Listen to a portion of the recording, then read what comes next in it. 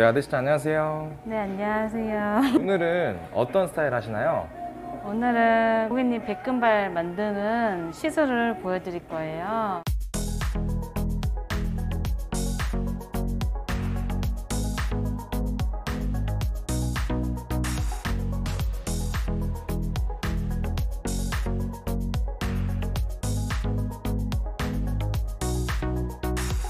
그러면 오늘 작업은 어떻게 들어가세요? 뿌리 두께 나오셨고 얼룩이 있기 때문에 먼저 탈색을 진행을 할 거예요.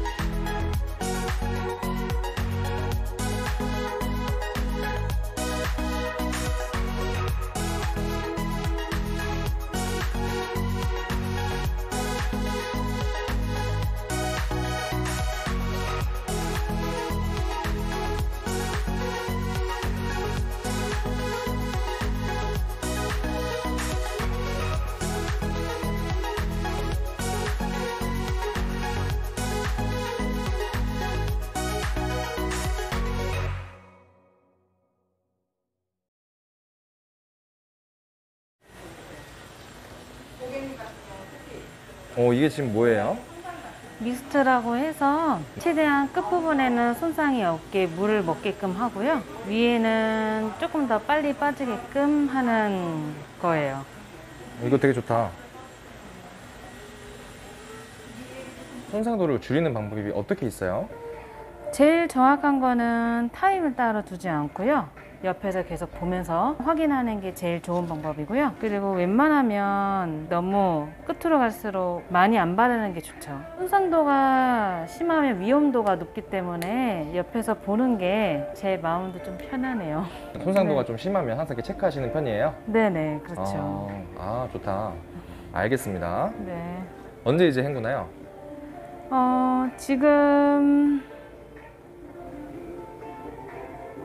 지금이요.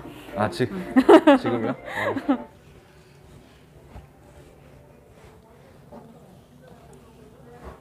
지금 보색 작업 하시는 거예요? 네네. 이렇게 하면 어떤 효과가 있어요? 노란기도 확실히 잡아주고요. 다음 염색할 때 얼룩이지거나 아니면 카키빛으로 도는 걸 막아줄 수 있어요. 아, 이게 그럼 붉은빛을 잡아준다고 생각하면 되겠네요. 네. 이 작업을 꼭 항상 해야 되나요? 때에 따라 다른데 그것 또한 모발 상태를 보고 나서 시술을 들어가는 거예요. 이제 이렇게 하고 몇 분 있다가 나오나요? 보통은 방치를 할 때도 있고요. 근데 오늘은 백금발을 하기 때문에 장시간 방치는 하지는 않을 거예요. 네, 알겠습니다.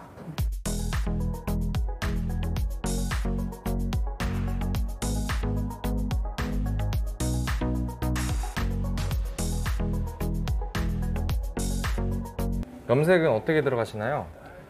지금은 애쉬 계열 쪽으로 믹스를 해놨고요. 혹시라도 카키로 잡힐까봐 보색을 좀 섞어서 진행을 해드렸어요.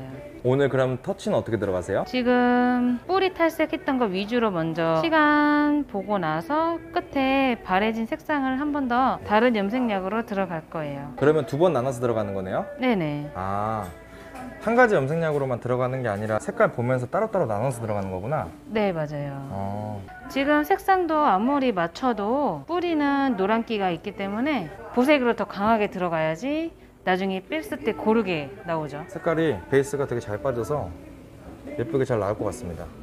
백금발은 이렇게 베이스를 잘 빼는 게 되게 중요한 것 같아요. 맞아요. 그래야지 얼룩도 없이 완성도가 높게 나오죠.